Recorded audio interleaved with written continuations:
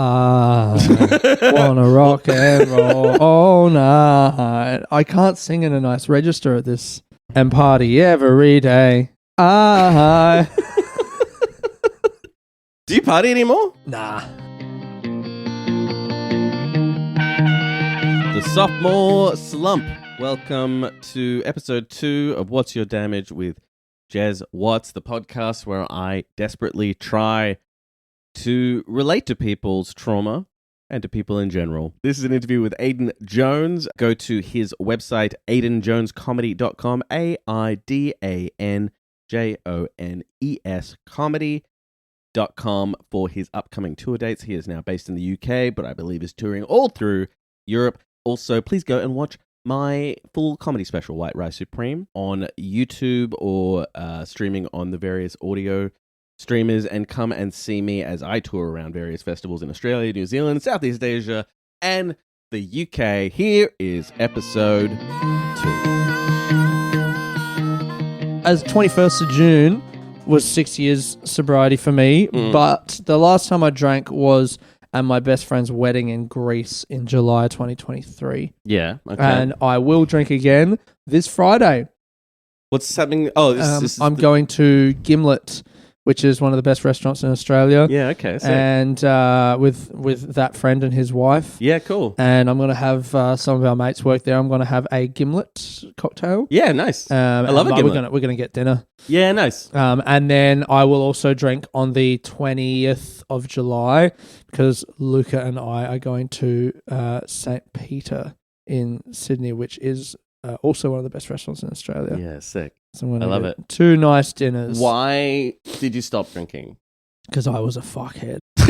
Yeah, but you're still a fuckhead, don't you think? Nah, well, I saw someone, Liam Whitnail, who's a great comic from English comic based in Scotland, said like he did his 10 years, I think it was 10 years of sobriety post the other day, and he said like, now you still make mistakes, but there's nowhere to hide. And it's just like completely owning that mistake. Yes. I did that. I made these choices. Yeah. And then it's easier to actually grow from them because you acknowledge them. Yes. You're like, oh, there's a choice. Yes. Okay. And that's, I think, very wise. Yeah. The girl that I'm seeing said to me, she said something to me on when I had my sober anniversary that made me understand that she understands why I quit drinking, which I thought was really nice. She was like, I know it's not the quitting drinking for you, but quitting drinking was like a consequence of a decision that you made to look after yourself. And I was like, that's absolutely correct. That's really lovely. I made that decision in 2019. Yeah, I was just like, I want to take ownership of my like the things in my life that I'm not happy with, or the mistakes that I make. What were the things that you weren't happy with? Well, like, or what kind of things, I guess. Yeah, what kind of thing? Yeah, like interpersonal relationships. Yeah, okay. Hurting people who I cared about, like, and then also just like with girls around sex and stuff, like. I'd be, out at a nightclub and just like trying to talk to women. In my head, I was trying to talk to and like dance with women. Yeah, okay. But like the reality was I was just this drunk guy pestering women. Yeah, sure. And being gross. Absolutely. And I don't know, man. And just like when I would get drunk, sex, I think is a way and for me to like relieve stress. Like, sure. Like I think that's an aspect of it for everybody. The validation that comes with it. One. Not physically. Physically also, yeah, sure. But then masturbating is physically. That's stress relief. And then the validation interpersonally. And so I'll be looking for that validation. Maybe. You don't feel like audiences validate you? Yeah, I guess so. Maybe it's different. Yeah, okay. Yeah, I don't know. So, now that you're sober, do you have a different relationship with sex? Nah. But I own it. Yeah, okay. And I'm able to, I guess, try and make more like decisions in line with my own interests. What does that mean? Like the things that I want, rather than make decisions impulsively blurred by alcohol.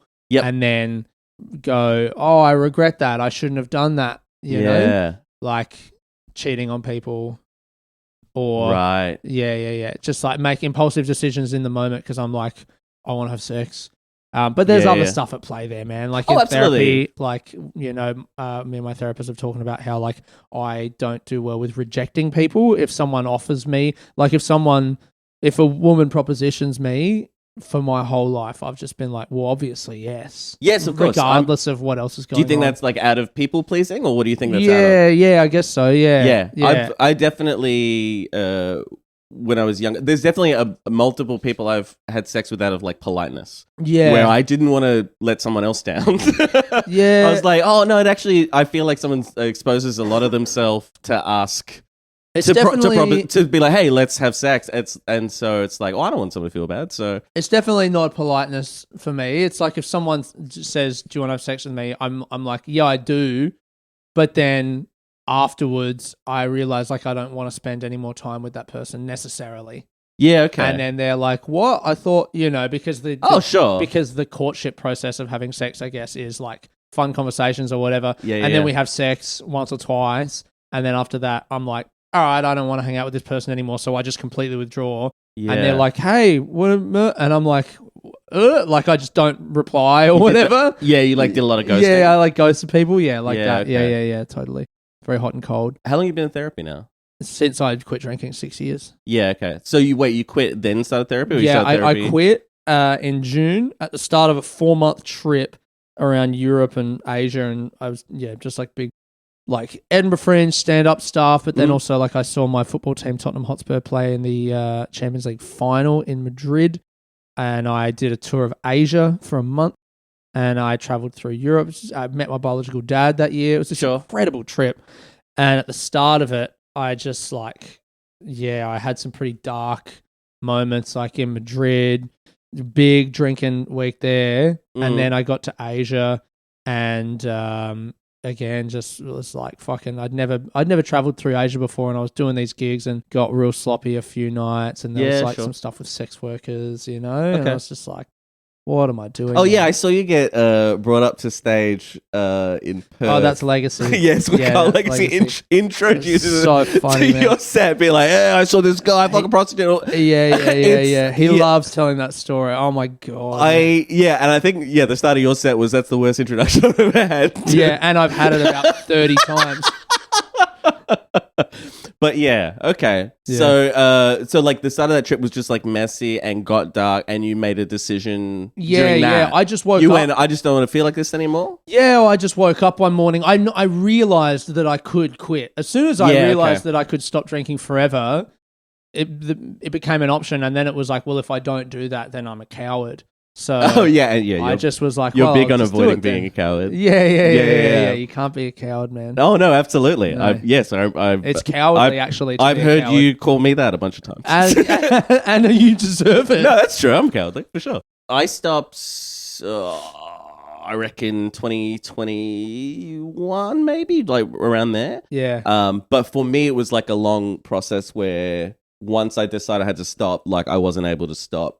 Like I got into therapy partly to stop. Right. And my GP told, like, did you have like you didn't have any like health issues, whatever? You just no, I was all good. But I'm younger than you. That's true. I'm a very old man. What age did you start comedy, by the way? 20. Yeah, that's a great age to start. I think. It's a great age to start. I started at 29. So it was something like I went to my GP during like the lockdown or whatever, like gained a bunch of weight and all that stuff in lockdown. And then told what? Just in my head, I went. I heard a great line from Adam Knox, who I don't think he does stand up anymore. He's super funny. But Adam Knox at the gig you ran coming out of lockdown that you never put me on for. At the Workers?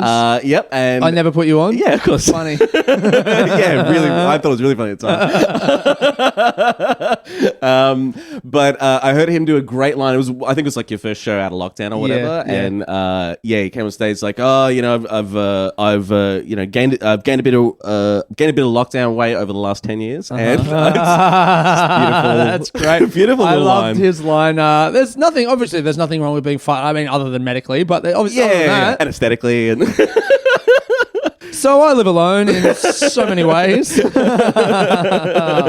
one of the greats, man. Yeah. So I told my GP like the actual amount of alcohol I was drinking, and she was like, "Oh, look, we have to get that down." And I just like stared daggers at her, and she just went, "Not right now. We can take this." She immediately backpedaled off. Yeah, nice. But for me, it's like I didn't binge drink. It sounds like you like did a lot of like binge drinking kind of thing. Yeah, sure. Yeah. I never really did that. I was like heavy into like drug use and stuff when I was younger, but not heavy drinker. You smoke meth? Yeah. That's crazy. I'm from Perth. Everyone from Perth smokes man. meth. I mean, I have smoked meth. It's fucking great. But you were like, I was into it heavy. You were addicted to meth, right? Yeah, but only for like a few months. Yeah, it's still pretty heavy. Yeah, that's why I initially, because I grew up in Perth and I moved away when I was like 20. And the reason I moved is because I'd gotten like really heavily into the meth scene in Perth. Wow. Like the meth scene, the bush scene was sort of like overlapped a lot. And I could see people who had been in longer who looked much older than they were. Yeah, they were like 25. It's like people who were 25 who looked 40. And then there would be like these 40-year-olds at the bush doof, like banging 17-year-old girls who have daddy issues or whatever. Wow. And I was just like, I don't want to be that guy. I don't want to be like the last guy at the party. Yeah. And everyone's going like, ugh, what a fucking... Oh, and so it's dark, man. It's real dark. I could just see the road ahead of me, and luckily I could early enough that I could. So I moved away because I was like, well, if I move somewhere else, I won't know anyone who could sell me meth. And so you moved. And so I broke the cycle. So I moved to Melbourne when I was young. Oh, did you? Yeah. So I lived. I didn't know that. Yeah, I lived here for like a year, from 2021 kind of thing. And then I went like living all over the world after. And what did you do all over the world? I did other drugs, but I moved to Germany first. I was dating a German girl that I met here, who was like here on exchange or whatever, then we fell in love and we drove all around Australia together. And then when she went back to Germany, we thought it was over. We had a big tearful goodbye at the airport or whatever. But then after she was gone, I was like, because this is my first like big relationship. Like, I don't want this to be over. And also, like, I sort of didn't. It didn't have to be necessarily, so I like just worked for a while. I remember having I've had jobs, but I worked for a while, saved some money, and then I like moved to Germany, lived in Germany for like in Dresden. And how did the relationship go? I mean, it was good. I only realized afterwards it was sort of semi-open. And I realized only after the relationship was over and like a couple of years had gone by that I was like, oh, she didn't want us to be open. I was just selfish enough. And you didn't want to go over there? Is that what you're saying? Oh, no, the relationship, I wanted to go over there. She didn't want it to be open? She didn't want it to be open at all. But she had low enough self-esteem. And I was sort of self-deluded. And part of that is youth, you know. Right, yeah. That it's like, the things you want to do, you just go, I'll find a reason. Oh, she wanted to be with you. She just wanted to be exclusive. She wanted to be with you. But she was very agreeable because of like low self-esteem. She just didn't know how to articulate what it was that she wanted because she hadn't probably even thought about that yet because she was 20 or whatever. Oh, she was a bit older than me. I mean, honestly, I think it was really just a self-esteem thing, right? Like, I think that she was willing to make compromises she didn't feel good about because she maybe didn't think she had enough value to really stand up against those things. Oh. Yeah, really, it's sad. It's sad. Oh man, I did some fucking unconscionable things that at the time I wasn't even thinking. You're like, it's all good, man. Yeah, I wasn't even thinking about. Look at me go. This is like a time I think Facebook was just sort of starting, but I was doing like an email mailer list, right? Just all the people I knew, and so just every like month or so I'd send like an update email, right? And became friends with a bunch of her friends, and then when it all sort of fell apart, and I like left her for the girl I subsequently married in a terrible marriage. Oh, yeah, that's right. I left her, and it was a hugely upsetting way it all happened, and then, like, for her, and then she was really like, are you leaving me for someone? I was like, no, of course not. Great. Because, I don't know. You're a coward. Yeah, I'm a coward. That's why. And then, like, I think it was less than a week after I had moved away, and I sent an email to everyone on my emailing list, which included a bunch of her friends who we'd been together for 3 years or something at this point. Right. And like, hey, I'm getting married. And so... Oh, my God. I can't even imagine why I thought that was okay. And they all messaged you? I got a couple of angry messages and then also a long call where, we were going to be friends, the ex, and then we weren't going to be, then we're not friends anymore. And Jesus. that's very fair. I'm getting married. How long after the breakup was that? That was like less than a week, I think. No, you are joking. It's true. Yeah. Oh my God, Jez White Rice Supreme. Also, and this is the girl I married. She didn't even really want to marry me. I kind of pushed her into it. That is the craziest shit I've ever heard, dude. I was doing Why that point. don't you have a fucking show about that? I do have, I have stuff about the marriage in the special I just shot. But not about this relationship yet. That's the craziest shit I ever heard. Yeah. Your life, man, like the footnotes of your life is a great bio for a show. And it's crazy to me that I've never read that bio. Yeah, I mean, if you watched my sets, maybe... I watched some of your sets. No, I do talk about some of these things. I think particularly like the more maybe like involving stuff that's maybe a bit more emotionally resonant or like sad subject matter or whatever, it tends to happen in like my shows, as opposed to like if I'm doing 7 minutes or something. Okay. I sort of feel like this is something I've always liked about your approach to stand up is that it doesn't seem like you need any particular set to go well. Like emotionally, you don't need it to go well. Sure. So you'll take big swings. You'll do like it doesn't matter if it's like whatever gig. You're like, I'll tell a 7-minute story that I'm working on at an important gig. Yeah. Because you're like, no, it's just the thing. I Well, want to do. I mean that's a bit of self-sabotage. No, but I also think it's made you grow faster as an artist. It's maybe hurt some booker relationships. Yeah. But I think there's a sweet spot maybe. I think what that is something that I came to a bit later when I started doing hours, which was like I'm like, why am I here? Why am I getting on stage tonight? And the answer has always, to my detriment at times, been because I'm working on this thing that I'm going to present and sell tickets for to people. Absolutely. And only now, actually, in the last like year or two, have I like realized, sometimes you got to go on stage and just do the job. Yes. Sometimes you got to go on stage and just fulfill the obligation to the booker that they've made to their audience. Absolutely. That the audience will have the base level of a 7 out of 10 good time. Yeah, I feel like there is, particularly for like a proper gig at like club or whatever, like where people have paid money for tickets. Yeah. I think there is a sweet spot to hit though, right? Where it's like at an open mic, being really willing to bomb in order to work. You at an open mic, do fucking anything. Of course. Do literally anything. Which is, like I've sort of gone, I've had issues with the other direction where I'm at a bad gig. Yeah. And then I don't want to feel bad about myself, so I'll do stuff maybe that doesn't really need as much work. Yeah. Because I just, I don't want to feel bad. Yeah. And it's like, that's the weakness. The way, and actually that's probably been the most growth in what I just said when I go to open mics is realizing that, the one open micer in the room who doesn't know me and you don't have to prove to him.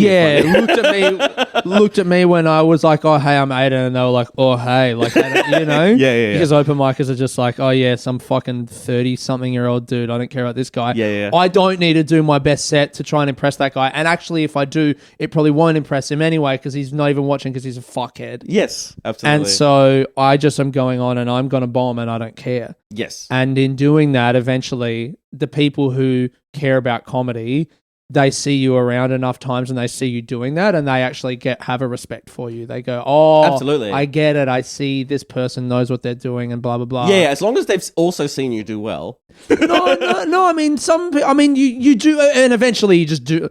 I feel like I can do well with nothing. Yes. At an open mic. I agree. You know. I think you're very good at open mics. I don't mean that. Yeah. Sometimes that's an insult for people. Yeah. I don't mean it that way, but yeah. I'm very good at Melbourne open mics or Australian open mics because I got nothing to prove to anyone. Yeah, I think that helps. It's really interesting now that I'm moving to the UK to be like, well, actually, I don't think I want to be taking my piano to open mics, but I will be. Probably there'll be a few situations on show for a while. Hey? You'll be a bit on show for a while. Yeah, I won't be taking my piano though. Like I'll be doing straight stand up at open mics.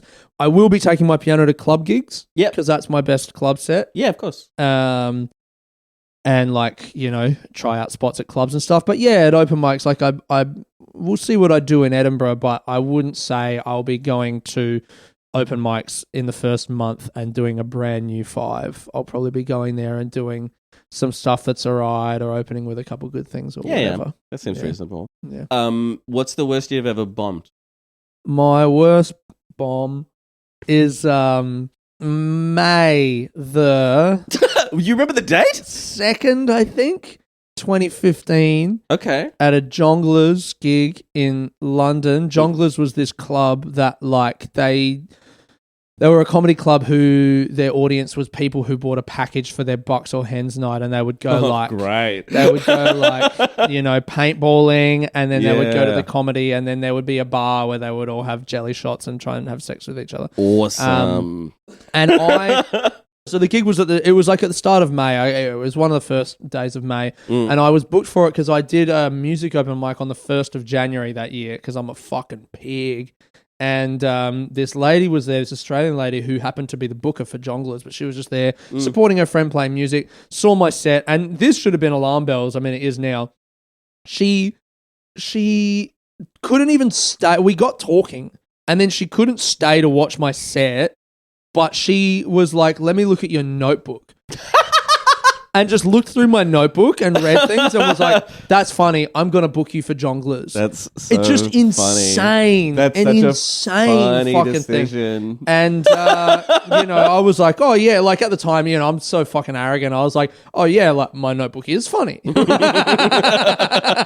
Thinking about, I've lost like 1 or 2 notebooks over the years, and thinking about someone flipping through that and having zero context. Yeah. I'm just like, oh my God, what fucking mental illness is this? Yeah. Even in context, it's like, I'm mentally ill. Yeah, totally. But at least I understand At least it. you're presenting it. Yeah, I'm saying, hey, this is how I'm Hey, broken. I'm mentally ill. Yes. And then these thoughts. Yes, exactly. But so I did the Jongleurs. I got there and I was like the youngest on the lineup by 10 years at least. I would have been 24. Yep.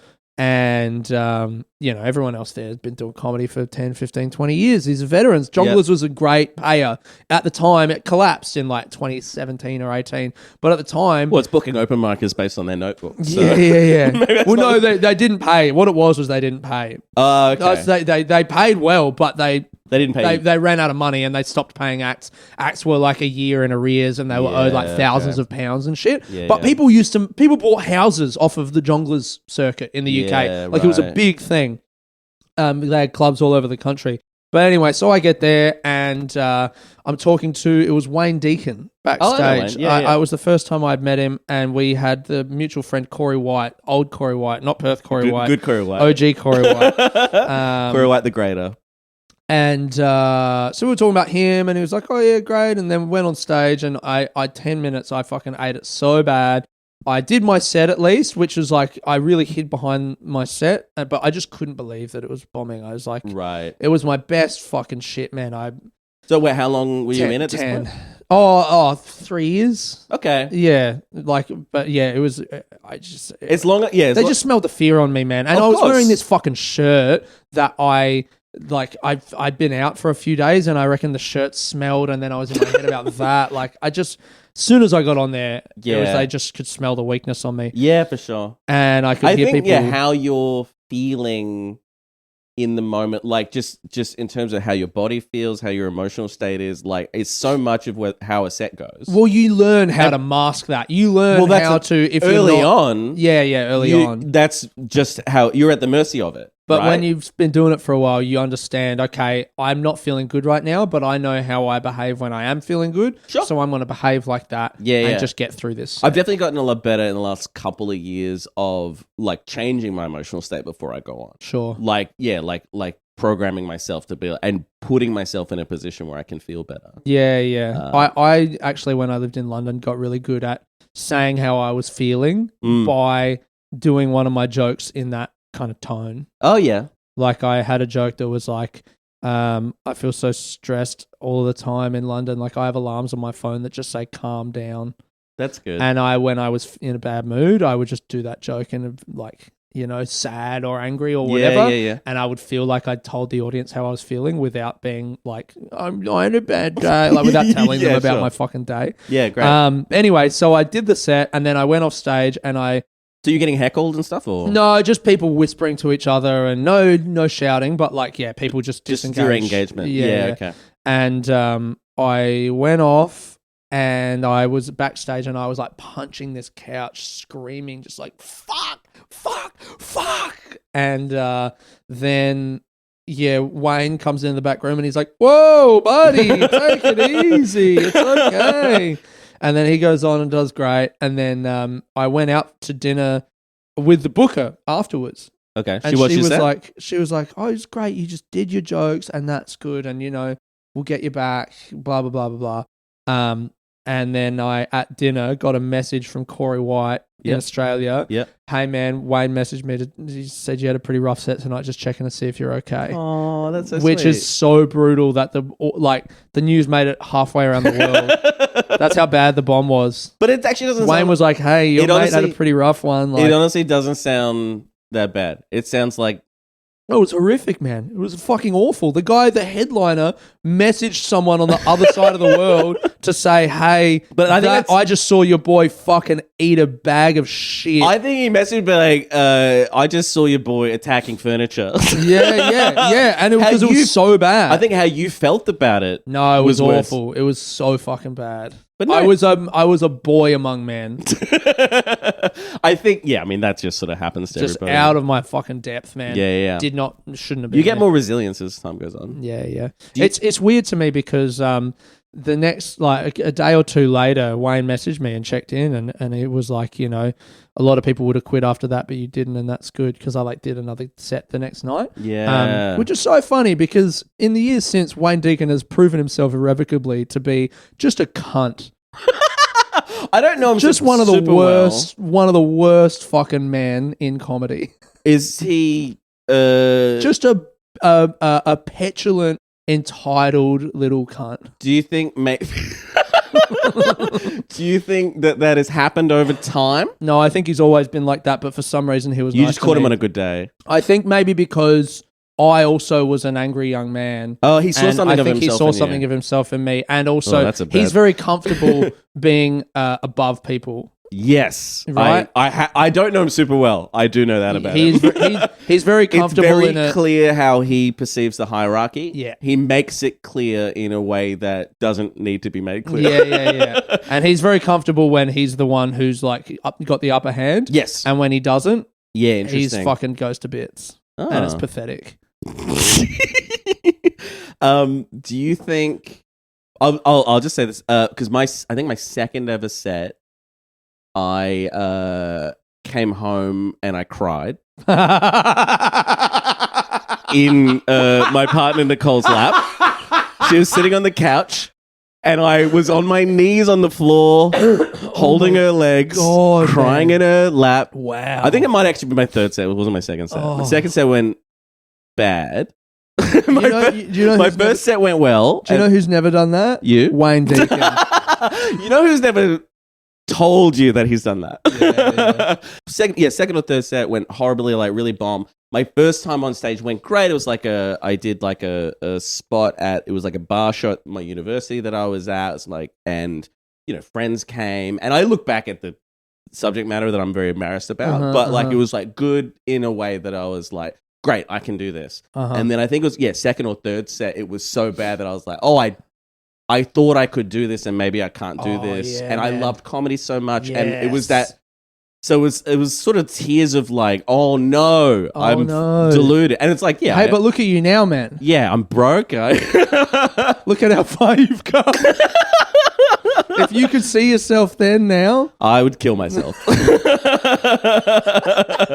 I was still on track to be a doctor of neuroscience at that point. Oh God. Yes. Do you think what's your relationship like with your mother? I'm going a direction. Yeah. No. Because you're gonna be like, because the reason that I do comedy is my relationship with my mother. No. Is that it? No, are you projecting? No. But no, just in terms of like self-worth and stuff is what I'm getting at. But like, well, I mean, it doesn't have to be my mother specific. I feel like this is a very leading question. Yeah, maybe. Yeah. Okay. My relationship with my mother's good. She's cool. Yeah. I feel like she like very supportive of you doing stand up and all that kind of stuff. No, I think people in general I think self-worth tends to be like built on that familiar relationship with your mother. It's interesting that you say mother though, and here's why I want to pull you up is because it's not necessarily about the mother, but your relationship with your mother is quite a particular one that influences your life. Sure. Right? Absolutely. And but I think in general, it's not necessarily the mother, right? That's certainly true. You can be a well-rounded person and have a dead mother, for example. Have your mum could die in childbirth and you could still grow up with a supportive network and blah, blah, blah, blah. Yeah, absolutely. Yeah, I mean, you obviously know, because I sent you like a list of what I was going to talk about. Yeah. But yeah, you obviously know that the next thing I was going to be like is talk about father as well. Oh, yeah, okay. Sure. Yeah. I was just starting with the mother. But also I do, if we want to talk about supportiveness and where, you know. Yeah. No, but I feel like... Sorry, I feel like I'm derailing the conversation here, but okay. I feel like a poorly framed question. If you want to talk about where does your... I take your feedback. Where does your self-assuredness come from? Yeah, all right. Which I feel like was the question, right? That's sort of where I was getting at. But like, yeah, more or less it's like, you know, how families shape us, I suppose. Yeah, okay. But it's something that as long as I've known you, which I guess is probably like 8 or 9 years maybe coming up to 10. But I feel like maybe 9. Yeah, you've approached at least stand up at life in general, I feel like, with a sense of assuredness that is mostly to your benefit. Yeah.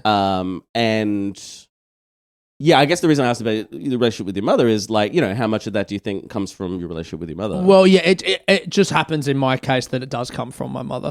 Oh, so this whole tangent we didn't need to go down? No, totally. But I just feel like if you actually want to ask the question, yeah, do you know what I mean? Okay. Leave it open-ended rather than just guessing. Okay. Because it also comes from my grandpa. Yeah. But I mean my did you have like loads to do with your grandpa growing up? Yeah.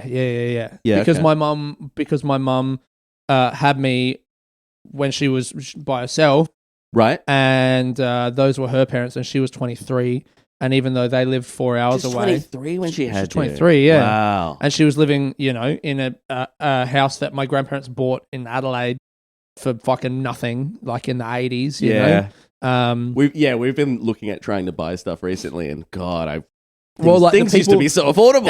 Our neighbours across the street were this old couple, Ron and Elvie, and they were the first house on the street. Wow, do you know what I mean? Yeah, like, crazy. There's like, because South Australia is just not as developed as a place. Sure. But also, this is, you know, it's going back a ways. Yeah. But so. Yeah, my mum was living by herself in this house in Adelaide. She moved there when she was 17 and then went travelling and then came back and had me. But then would go back home to her parents like, you know, every weekend or whatever. Yeah, okay. And then even when my dad came into the picture when I was a baby, we would still spend heaps of time. Was your stepdad who's now adopted you, right? Yeah. Came into the picture when I was like 2. Oh, wow. Okay. So do you have memories with Adam? I guess not. Nah, not really. So essentially he's always been your dad, right? Mm-hmm. Yeah, that's great. But still kind of, I don't know. And just like, we spent a lot of time up at the farm, like a lot of time. And my grandpa would have been 50 when I was born or 49 or something like that. Okay. So really young and like, you know, was still very much a there's dads that are like that age. Yeah. So yeah, big inspiration for me. Love my grandpa. So you feel like a lot of that came from your grandfather, mother. Yeah. And your dad also, I assume, is very supportive, or? No, he's just around. He's just there. Oh, okay. I mean, he is supportive. He is supportive in that he's never told me what to do, but you know, he's just like a kind of boundary up there. You know, he's just like he's a good example of like, you know, go to work, take responsibility for stuff, do your things. Yep. But and I guess we would have like he didn't say heaps of stuff to me, but the stuff that he said is good. But he just didn't say that much. Like, you know, golden rule, treat other people the way that you would like to be treated. Yep. He was like, so you want people to scream abuse at you? Yes. Correct. That actually might be true. Yeah. Just he wouldn't. I mean, it's like what in my special, you know, like he was just there. Okay. Out on the porch, smoking a cigarette and fucking staring at the fence.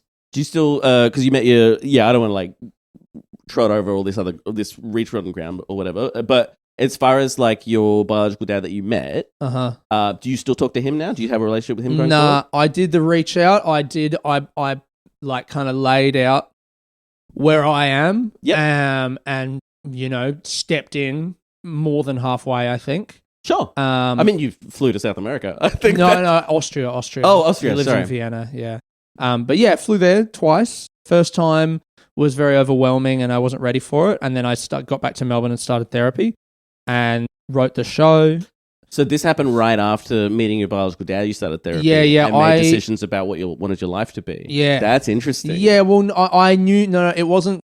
Going to therapy really had nothing to do with meeting my biological dad. Okay. But so I made the decision to meet him in January of 2019. I was like, this is the year I'm going to do it. And I'm just going to do it. I asked my mum if she would come with me, and she said, no, you got to do it yourself. Okay. And then... I think that's smart. Yeah. She thought about it for a bit and then was just like, nah. And then, in June I quit drinking, but I'd kind of toyed with the idea. It was a process, right? Yeah, so this is all related. This is all, This is one This is series all just like a bit of a change in my life and my direction, because I kind of saw at 28, I was just like, I feel like I'm not quite getting where I want to get to, and what are the reasons for that? And did you have like negative? Did you have any like anger around not having your biological dad around growing up? Oh, definitely. Yeah. But I hadn't recognized that. Interesting. Yeah. Because I don't know if you know, but like my dad was out of my life for maybe 6 years, while I was a kid. Yeah. And I didn't realize I was mad about it until many years later. Well, the thing is that it always comes up for me because of my brown skin. People would ask me, where are you from? And where I get the brown skin from is this guy who wasn't there. I never met. And so that's why I called myself Taco. That's why the nickname, and I would make these jokes whenever I met someone, where are you from? I don't know, Taco, as a way to be like, I don't want to have this conversation about how I never met my dad, just because deflect. Then people would go, oh, sorry. And I'm like, don't fucking pity me. Fuck you, Yeah. It made me feel really angry. And I said all this stuff to Fernando the second time I went, after I wrote the show, did all this therapy about it, had the pandemic, had all this stuff. 2023, 4 years, I went back. And I wrote him a letter, translated it into Spanish, sat at the table, read it. He doesn't speak English at all? Oh, not enough. No, okay. we speak Spanish. Yeah. How's your Spanish? It's better than his English. Okay. Pretty good. Yeah. And so... the letter was like, my skin was a reminder of the fact that the man who was supposed to be my father wasn't there for me. I'm very angry. I've always been angry, but I want to have a relationship with you. And I think if we can kind of work together, I want to know about your life. I want to go to Colombia with you, like all this stuff that he'd kind of spoken about. Yeah.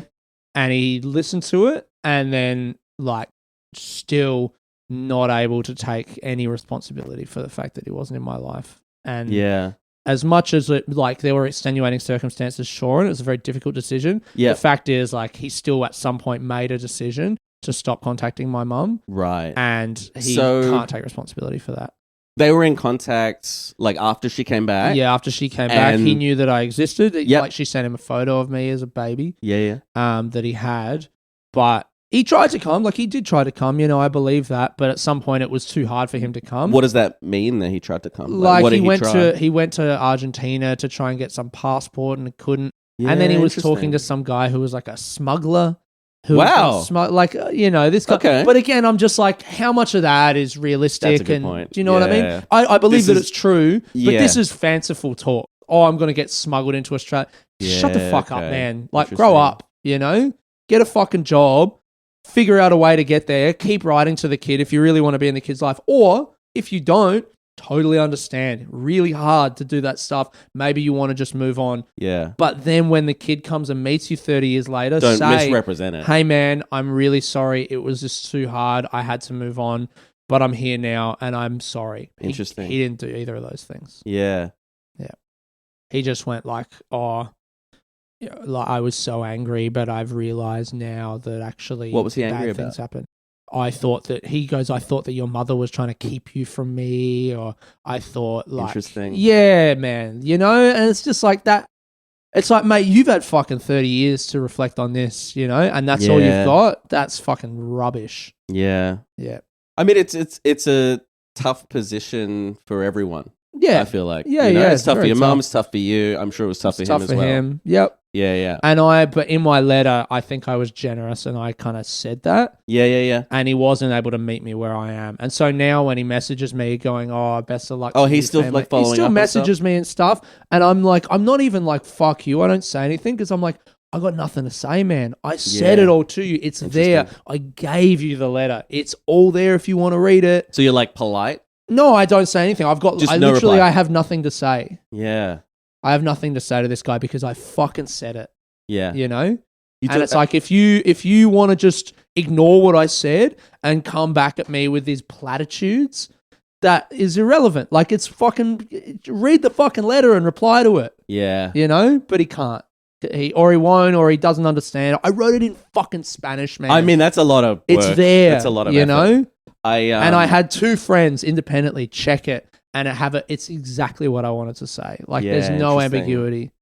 I had because like I didn't speak to my mother for like 20 years or whatever, and she has a lot of trauma and issues, and I had like through therapy or whatever, then I decided to reconnect with her, and she told me all the things I wanted to hear. That's nice. in man. the reconnection like couple of days meeting. That's right? awesome. And it felt so cathartic, and I felt like so happy and relieved. I was like, great, we can have like a real relationship going forward.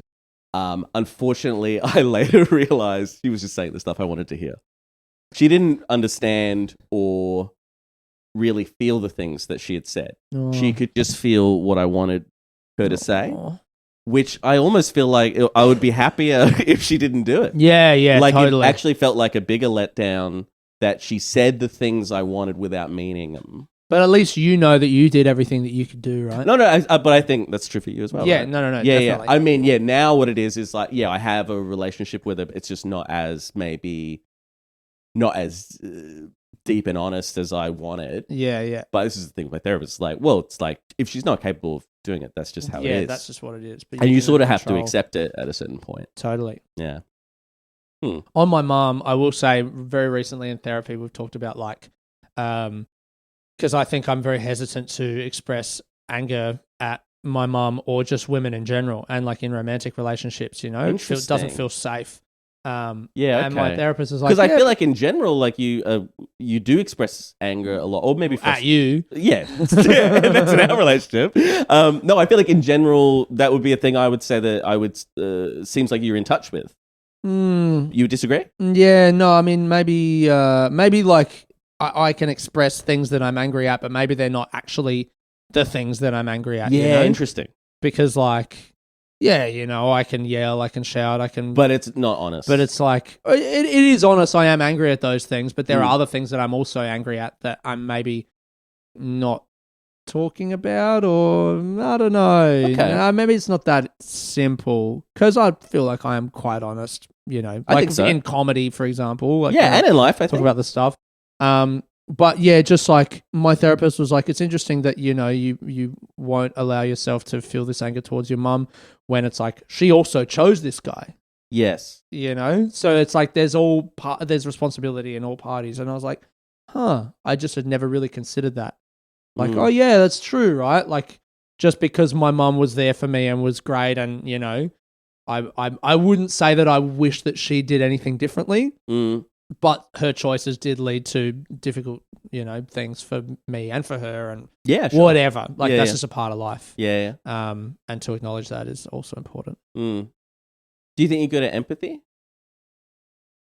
What do you mean? Do you think that you are effectively able to read other people's emotions and respond in kind? Do you feel like that sometimes other people's emotional states are mysterious to you, or do you feel like, no, I have a good read on people? I think I'm pretty good I'm good at feeling for them, or that kind of thing. I think I'm pretty good at like reading people, let's say, and understanding how they feel about me in an interaction. Okay. And like whether they're happy in this interaction or whether and then I take that feeling as a cue to like, do I need to do something? Yeah, sure. Yeah. Have I done something wrong here, or am I okay? Yeah. I feel like this might be wrong, and because I come with my own baggage as a human being. I feel like when going back a few years before you were in any kind of therapy, I feel like you from time to time deliberately destabilize the people around you. Do you think that's true? Interesting. What do you mean? So give me the example that you're talking That you would sometimes, for your own amusement, try to make people feel uncomfortable or extra vulnerable in a situation. Should I say people or should I just say me? Yeah.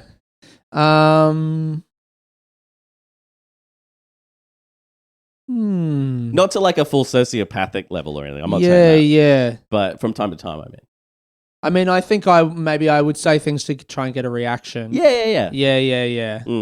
But I'm not trying to hurt you. I'm not trying to hurt someone when I do that. I will say this as well. Like, I don't think you'd really do that anymore. Yeah, sure. Yeah. Like, I mean, I think about like my dear friend Blake, and our relationship was very much. We had a different friendship 5 years ago to the one that we have now. Yeah. And why do you think it's changed? We had a falling out, and then we kind of built a different friendship. Okay. And we've just matured. Can I ask, like, what was the reason for the falling out? You don't get into it. I don't need to get into it. That's all right. Yeah. But before that, like we just had like a different kind of relationship that was like a little codependent, I think. Okay. Yeah. And in that time, though, the jokes in our relationship were very much like, I'm going to try and say the thing to you that will hurt you. Yeah. Okay. Because that's funny because we know that we love each other. Yeah. Do you think you both were okay with it? Yeah, to some extent, and then or one of you was more okay with it. No, I think we both were fine with it, but then we got in this pattern, and then when our relationship started to deteriorate, we were still in that pattern, but the things actually started. I had to that hurt. with an old friend. Yeah. That we no longer talk anymore. But yeah, it was something we realized that, like, I think it was actually as our lives sort of started to diverge in comedy or whatever, and people leave comedy all the time, and generally their lives are better. But I think there was a level of resentment from this friend. Sure. That, he was like, well, I'm funnier than Jez. Why shouldn't I be getting things? Yeah. And I don't think he was fully aware of it at the time, but it was something where it became more and more toxic over time. Yeah. And it was more, it felt like there was more genuine bad feeling underneath negative comments. And so we got to a point where we went, oh, this is actually, we had like quite an honest conversation about it. It's actually quite toxic. We probably shouldn't hang out together because this is just a pattern that we're stuck in. Sure. And we're just like not friends anymore. But yeah, I think relationships can change. Well, I think to the point that I was trying to make there though is that we both shared the kind of like, we find a pleasure in saying something that's like really mean to get a rise. I think that's true for a lot of comedians, and that's probably what I was also doing to you. Yeah. And I think I was too. This is like before I got into my own therapy as well. Yeah, I think at the time I was so ready. I think I had such a bad feeling about myself that I would interpret every interaction in the most negative towards me way possible. Yeah. And many times people were not intending that. Yeah. And I think like what I'm remembering is stuff where you were like, yeah, I'll do this. And then I would just take it as a real criticism of my whole soul. and it would hurt me. And then I would like get defensive. That's so funny. Oh man. I mean, I remember very clearly. Give me one. Come on. This is not even like really that, but I remember this so clearly that this was, I don't know what it would have been like, maybe 2019-ish. But we're at Perth Fringe and you're like, man, I was like, how's your Fringe? And you're like, oh, great, man. I made like 10 grand or 15 grand or whatever it was. Yeah, fuck, killing it. And I was like, oh yeah, I made the same. And you looked so angry. Well, how the fuck did you make? Yeah, but then I was like, oh, that's right, because it's not your show. Yes, exactly. You immediately undercut. And I was like, oh yeah, actually, it's because I'm better than you. Is the point? Do you think, in general, then and now, do you think you're competitive or were competitive in the way you looked at stand up? Well, no, definitely then for sure. Like, I think then definitely competitive is probably even the wrong word, but what's just the word? Like entitled or like. Right. Yeah, I wouldn't understand why people have some things that I don't have, and jealous. Right. Jealous is probably a better word, actually. Jealous. Okay. Yeah, very jealous. And now I just understand, like, you know, I don't want to run a lineup show. And probably if I could, there's a lot of work involved with it. But I'm sure if I put that work into it, I could build a brand of the lineup show and make money from it. But I don't want to do that. Yeah, sure. And so those aren't the choices that I've made. And sometimes the choices that I've made lead me on a path where I'm not making as much money as some other people. Sure. But those are the choices that I make. And I make those choices because I make those choices for good reasons. Like whenever I make, I think one thing that is good about the way that I've always approached stand-up that I can, like, hand on heart, I say I'm proud of, is I always make the choices for the reasons that, like, this is what I want to do. I'm following the thing that makes me happy and brings me joy in this pursuit. And so then, like, in the last 5 or 6 years, when I think before therapy and everything, I would look at people who were making money doing something that I would never do, and think I'm better than that because I'm doing something and I would never do that. Yeah. Whereas now it's just like, no, they're just doing the thing that they're doing, you know? And I think that comes for most comedians with time. Yeah. That as you're in it longer, you sort of realize, well, there's a bunch of different paths within the broad tent of comedy. Yeah. And you can't be on all of them. No. And also it's okay that other people are making achievements in a lane you don't even want to be in. And they're not taking anything away from my their audience is not even your audience. Yeah. Or maybe they are, but, like, you know, you just you fight to gain yourself an audience, and that's not to the exclusion of anyone else. You just do something that's singular that people want to go to. Yeah. And, like, when other people do stuff now, I'm like, I hope that they do make money. And I hope that they are happy. Yes. You know, whatever the thing is that someone's doing. I'm like, I hope that it goes really well, and I hope people want to see it, and I hope you make heaps of money and it's all good. Do you think that perspective has come with your own perceived success or happiness, or do you think it's come just through therapy, or like where do you think that perspective definitely not success, because, like, you're more successful now than you were. Well, in the last 4 months.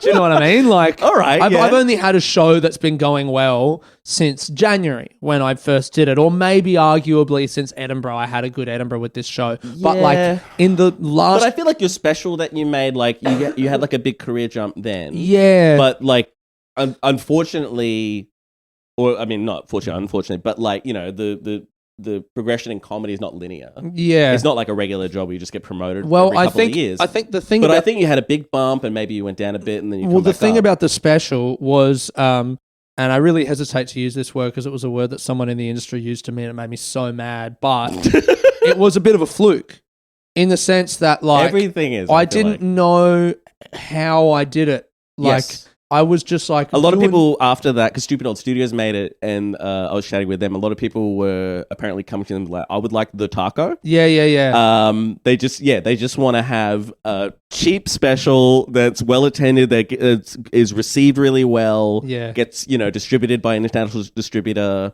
But it's not the special that did it. Better. It's it was the show and everything. Like, not even just the special, but the show. Yeah. Like, writing that show was a bit of a fluke not because the story was so unique. That was what sold the show. But just the fact of, like I had the extra year to do it, and sure. I don't know, at the time, I just didn't understand really how that came together. Yeah. And I thought, okay, I've done it now, and I just need to keep doing shows, and they'll all be that good. And so the next 2 shows, which people probably don't notice because they didn't notice them because they were average shows, were fucking not well attended, lost money, and it was really tough. Like, especially one... You thought coming off that special, you're like, I was like, well, now all of my now. shows are going to be at least that good. Yeah. And the next 2 shows were not that good at all. Well, sure. The one after it was barely even a show. It was just a collection of bits. And then the one after that was a show where I was telling the story of quitting drinking, but it just wasn't inspired, and there was no idea behind the show. It was just this kind of cobbled together, almost like cynically, like, there has to be a story, so I'll just figure out a story and do it. Yeah. And actually, when you talk about, like, your special now, I had this experience with my photographer. I've worked with the same photographer now for like 3 or 4 years. Yeah, this is the photographer who did the thing for the piano show. Yeah. Yeah. And it's Darren Keane is his name. He's fantastic. And we did photos for the morning after, the drinking show. Yep. And we shot it twice, 2 separate sessions, and we were never really happy with any of it. And then when it came to doing this show, we did one shoot in my house at my piano and it was all right. And then a year later, when I had even clearer idea of the show, we went to a church with a grand piano and I dressed up and it just was so obvious. It looks so good. And it looked so good because it was all like, it was just clear. This is what it is, right? And I understand now that when you have an actual idea and a vision for the thing, everything falls into place. Interesting. And when I did my special, there weren't really a lot of conversations where we would go, do we want this or do we want that? Because I was like, I know exactly what I want. Yeah. This is the show. This is the story. I start on stage, so I want that to be represented. Yeah. And then I want to just do the show. They said you can do step backs. If you mess up a line, you can step back and we'll film it again. I said, no, if there's any mistakes, 1, we're not doing a step back. And 2, we're leaving that in because that's what I want. Right. Like I even said, if there's like a light that's not on me properly, literally shout that out to me during the special. Yeah. And we'll move it and we're keeping that in. I had like a similar idea coming into mine that then looking at the first edit, like the just the first draft before it was edited at all, I was like, no, we're going to edit some stuff out. Yeah, sure. But not necessarily. I mean, I sort of had this idea from like talking to Stupid Old, talking to some other people who'd done specials, and also watching things that had come out, the things I like and don't like, is that I really don't like it when like the laughs are massaged in the edit. I don't like it when it just feels fake. And I was like, no, I just want to capture what happened. But then, you know, putting 15 grand into it, and then having this be my first big thing, I was like, well, no, I actually am not happy with when it's unedited, unmixed. I was looking at it, well, I don't think that is even representative of what the night was. Yeah, sure. Accurately. Yeah, and totally. this was the thing that Stupid Old was saying that I sort of didn't buy into before I had filmed something, where they were like, well, no, like we're massaging it to make it feel like it felt actually in the room, which is if you just put it completely unedited, it's like it doesn't sound like that. It's actually not right. Yeah. Because everyone who was at my second taping, like I did like an early and a late show. Did you just do one show? No, I just did one. Yeah, everyone who was at the second taping was like, oh, that was awesome, and then I was watching it back, being like, this doesn't look awesome at all. Yeah. But yeah. It's interesting to go back to the first point. It is interesting that you say, yeah, you're more successful now. It's like I don't quite feel. I think it's all based on money. What do you think? I think the self-assuredness. How do you define success? The self-assuredness, because that was what the question was, right? Where does that self-assuredness come from? Is it from the success? I think the self-assuredness comes from not necessarily success in stand-up, but like the clarity of the vision. Interesting. Because now that I have the clarity, like that was what allowed me to work at 2 jobs last year and do the least amount of sets that I've ever done in a year. Be the best I'd seen you. Yeah, sure. Yeah. Because I was just like, I know what I'm doing. I know what I'm trying to create. Yeah. And that is the fulfillment. And once you have an idea of what you're trying to make, that's the self-assuredness that then it's like, well, it doesn't matter what other people do. And actually, I hope that the thing that they do is also great. Yeah. Because you have a path. No one can do what I'm doing. You have a path and you're not just trying to achieve a nebulous idea of success. Yes. You're trying to move down a specific avenue. And actually, like when you're being the kind of stand-up who is like, I'm just trying to get club work, you actually are more so competing with people around you because there's only a certain number of spots on a club lineup. I guess that's true. But when you're making your own work and just trying to sell tickets, like, I guess people only have a certain amount of money, but like if you make a great thing that's really great, the people, they'll find the money to come. Yeah. Man, one of the things I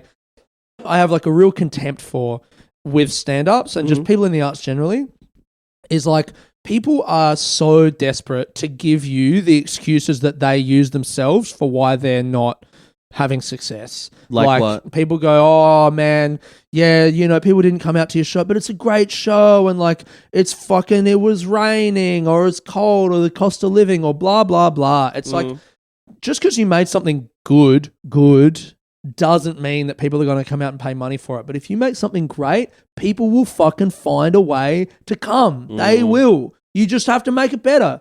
good, it's not good enough. It needs to be fucking great. You need to have something good enough that people are going to fucking talk about, you know? Because there's so many, because everyone's good and there's just so many good things out there. Sure. That like, if you're just good, it's not good enough unless you're, you know, someone who just has a profile and then you can be Do you good. think if something's great, then it will just therefore, by definition, be successful? I think it will cut through, yes. Yeah, interesting. It's not to say that you'll be fucking swimming in money. Yes, I think that's also true. And you got to be smart with money I think all this stuff. It tends to be, if something's more, maybe, I don't know if niche is the right word, but if something is has like less broad appeal, then it's going to have a smaller audience base. I think the show that I've done this year is great. I think it's really great. But now the challenge is to be consistently great. And you mean great with new shows? Yeah, because great will get you one good show, and where I'm at now, which is like everyone goes, "Oh, that was a good show," which is exactly what happened with Taco as well. Yes. People went, "Oh, that was good." I think that Look was at your this guy. previous best thing. I think Yes. this is now your best thing. Yes. I think this is better than that. And the challenge now And yeah, is I to make agree the that the next thing I do Mm. needs to be great. And that But is like requires the knowledge of like how I actually arrived at this point. But I think as well, and this is something that I think you've talked about publicly, but like the idea of turning over a new great show once a year is not really tenable. For me anyway, I don't think. No, I mean, yeah, I think for most people. Yeah. Maybe some people can do it, but I'm yeah. I'm holding my hands up and saying I can't do that. Yeah, absolutely. But I think as well, giving yourself the time to cook the next show properly gives you a better chance of that. I think there's sort of an economic imperative in Australia and the UK to just go, well, I need a new show for next year, and then next year you need a new show because you need these people to come back, you need their money. I think anywhere, and I think like the economic imperative, and I think even right now I'm kind of caught between this economic imperative and the artistic goal, because like I want to keep sharpening this show. Like I was talking to Ivan Aristogieta the other night, and he was like, man, now that you've got this great thing, you want to make it even better, not for you, but just to do, because it deserves it. Because this thing deserves to be fucking incredible. Yeah. And there's still like, you know, he's like sharpening the spear. Like it could be better and better and better. There's certainly and better. always work to do on a show. Yeah. And it's something that, particularly in Australia, and it's because of maybe just the limited amount of places most people here perform in. But people will do a show like 25 times, 30 times, maybe. Like and 50 then times, whatever. Yeah, and then they'll film it or and they'll be like, that's done. And It's I'm crazy. like, it's crazy. it should be done 300 times. Yeah, man. And over a period of years. If you look at people who do, like Mike Birbiglia or whatever, like if you look at people who really do... Gary Starr. Yeah, absolutely. People who do the show that many times, you can feel a quality difference. Yeah. It's not that they're better people or even necessarily better artists. It's just that more repetition is going to make it better. Yeah. And more evolution of the idea is going to make it better. But it is that thing of like, well, you can't just keep doing the same show in the same city.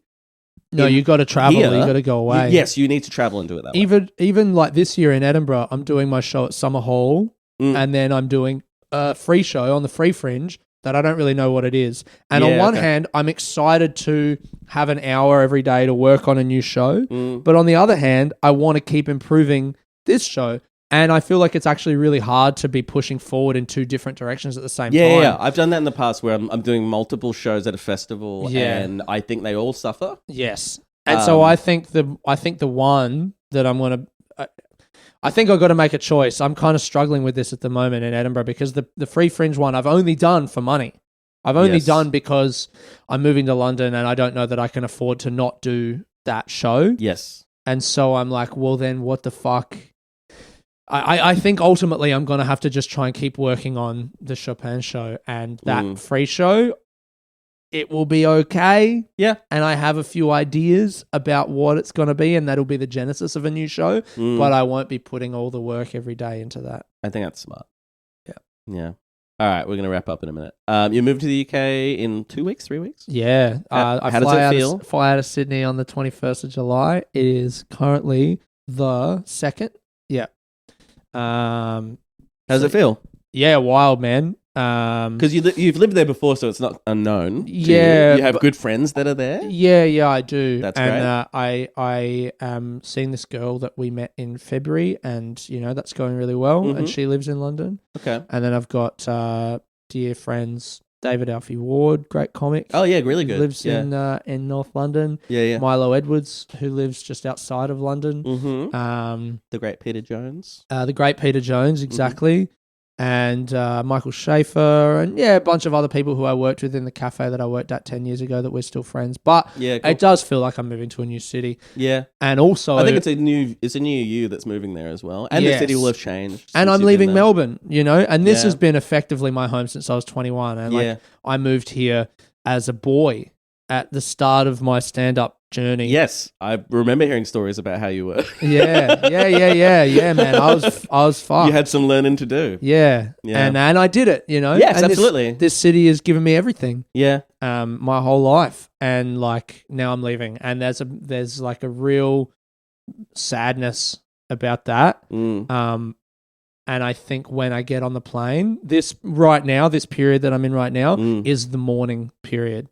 Sure. And then once I get on the plane, it'll just be you're on to new things. Free. Then. Yeah. Yes. Yeah. So right now I feel like a bit of melancholy. And I mean, look around you, and the man. weather as well. We're in my room and my fucking wardrobes are missing because I sold them the other day. Sure. So all of my clothes are on the floor. Yeah. And my stuff is going to start to disappear. Yeah. It's wild. Yeah. It's a wild feeling. It's really cool though. I'm very excited for you. Thanks, mate. I think we've still. Oh, have you been diagnosed with anything? Hot big dick energy. Narcissism, all right. And who's your favorite comedian? Bill Burr. Okay. Yeah. I love Bill Burr because he actually is part of the reason why I quit drinking and went to therapy, because I listened to his podcast, both episodes every week for probably 10 years. Yeah. And he quit drinking like a year before me, or 9 months or something, and was talking about it on his pod. Yeah. And he was talking about therapy, and he is the kind of man that if you are, I guess, insecure in your masculinity, as I am or have been, he can speak to you and get past that. Like the very specific insecurity that men have, he can slip between that armor because he's that kind of guy. Yeah. That's who he's for, And then for those kinds of men, he is able to be a model of hey, you can reflect on your responsibility in the problems that are arising in your life, and you have the power to fix them and take control of that stuff. Yeah. And that's been a great I think he has the lesson for me. vibe of someone who would never do therapy, but then he's a very smart man and does go to therapy. And he's very stand-up emotionally in tune, but he seems like someone who's not. Yeah. And so that makes it palatable. Yeah. If those are issues you have. Well, and you look at his stand-up, like The Journey 20 years ago when he was just yelling about women. I mean, his specials still sound like he's yelling about women. But he's not. If you listen to what he's saying, but it still has the not. aesthetic of that. Well, he's just yelling. He's just an angry man who just yells. His style. Yeah, I actually had a big fight with my mum about it because Bill Burr. I listened to his recent special. I watched his recent special the day it came out. Yeah. At her house, and she went into her room and didn't want to hear it, and then she came in right at the end when he says about how he was touched as a child, right? And it's like this huge moment. Yeah. Especially if you're familiar with the Bill Burr canon. Yes. It's this massive moment in his career and his work. And at the end of the special, she was just like, I don't know why you have to watch that. He's just shouting. And I was like, can you just stop talking, please? I'm really affected right now, and I just want to sit with that. Yeah. And she kept going, and I got really mad at her. Yeah. Yeah. Because, he's not for some people, and the yelling and all of that. But she wasn't able to see that actually. She was like, why can't he just tell those stories in a normal voice? And I was like, because that's beside the point. That's completely missing the whole point of the thing. Yeah. Yeah. Anything else you want to say? Fuck you. Thanks, buddy.